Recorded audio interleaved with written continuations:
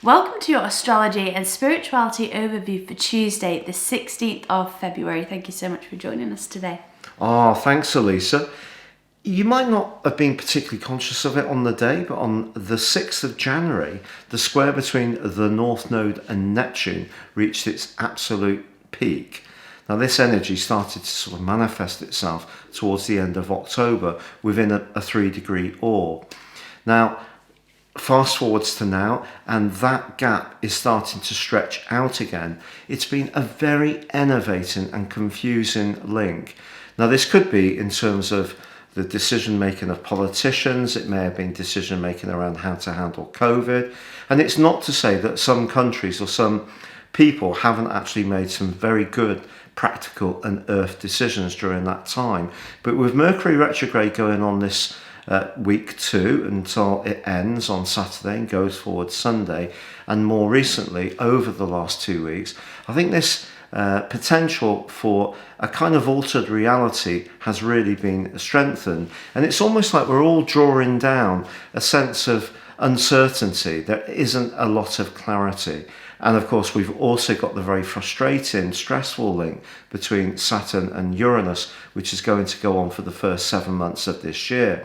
So this particular aspect beginning to stretch out is the beginning of the end of the feeling. I think it's still going to be hanging around a bit more, but it does by the end of this week go up to 3 degrees.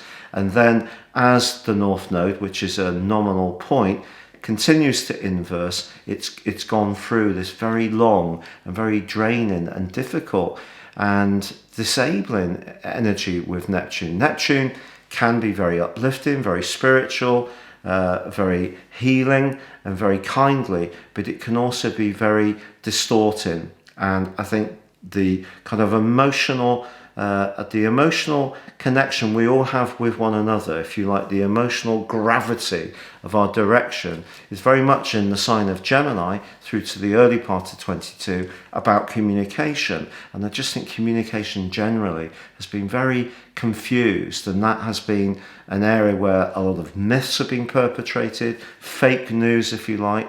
We need to get back to embracing a more factual way of discussing things. And I don't think the North Node squaring with Neptune has been particularly helpful at all.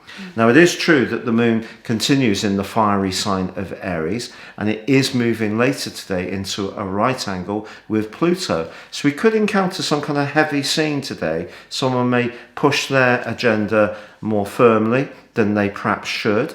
But it's important in the sign of Aries, the moon, to appreciate living in the moment, but certainly Pluto in the sign of Capricorn pushes back. It's kind of saying if we want to be a bit free-spirited, there is some kind of rule or regulation or jobsmith who seems keen to sort of put their sixpenneth in to make life miserable for us. So we need to keep a sense of perspective today if some kind of power play does come along. But in general, I think that confusion that's been so apparent since the end of October is going to start to get a bit easier.